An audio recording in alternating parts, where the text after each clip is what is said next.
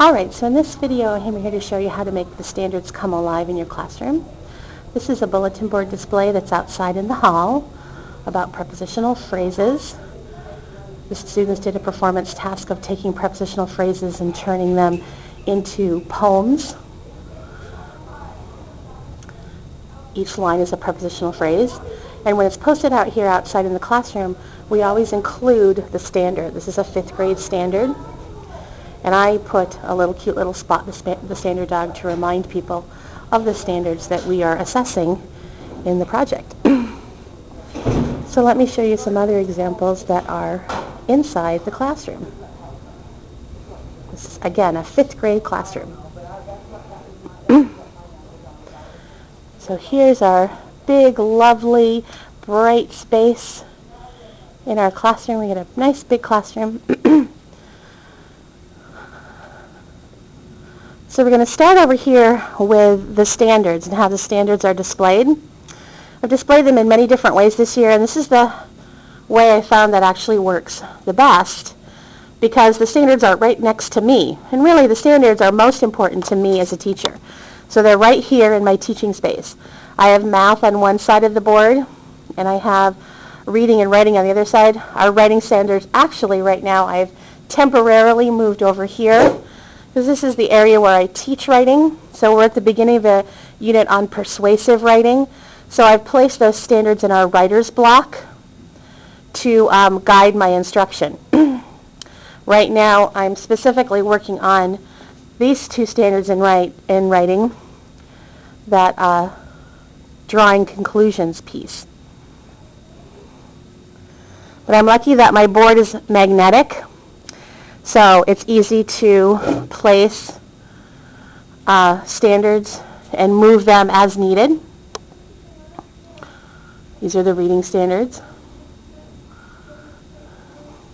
So the other thing is, if here I am standing in my teaching space, you can see back there is my desk, and right above my desk are our essential questions. Our school has been really getting into understanding by design, and if you're familiar with that model, that means you start with an overarching question. And this is great because I can see this from where I'm teaching, and it helps me to frame my instruction and actually to use these. And to make it a little more student-friendly, I call them wonders. So this is my wonder wall. I have one for each subject area that we have. And by having them in the back of the room, again, not as useful for the students, but definitely useful for me as a teacher to frame my instruction. Another way of thinking of it, up here at the top, I don't know if you can read that. It says, what are you learning? Why are you learning this? How will you know when you learn or master it? And what can you do if you don't learn it the first time? Now, the last way that we use standards in our classroom is here with our class data wall. I'm keeping data on reading and math. Over here is reading data. My goal is that 12 out of my 17 students that I have for math will get a B or better on the unit tests. So I've got my star up there at 12 as being the goal.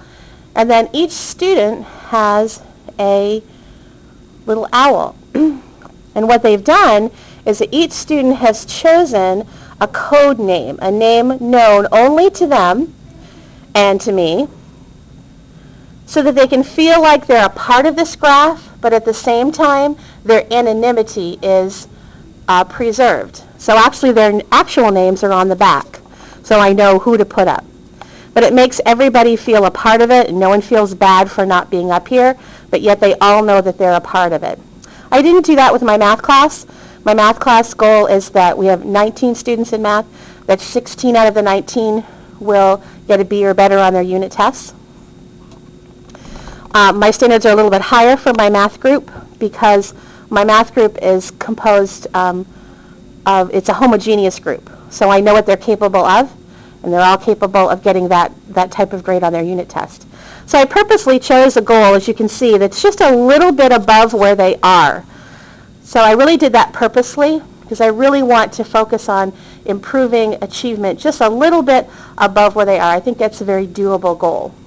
And just to dress it up a little bit, I've added some commercially made signs and posters just because I want it to be an active space that I can actually use and I can actually, that actually has advice for students on how they can accomplish this goal.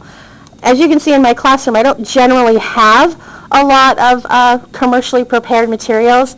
I like to either make them myself or find them, but I do think it is a good idea to have some sometimes.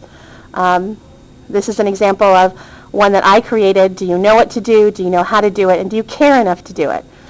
Which is an idea I got from online. So I hope you've enjoyed just a quick overview of some of our displays and how we use our displays to bring the standards to life so that they're a part of our school day, every single day, both from a teacher's perspective and from a student perspective. Thanks for tuning in, and I'd love you to make your comments. You can also email me at c4joneses@yahoo.com.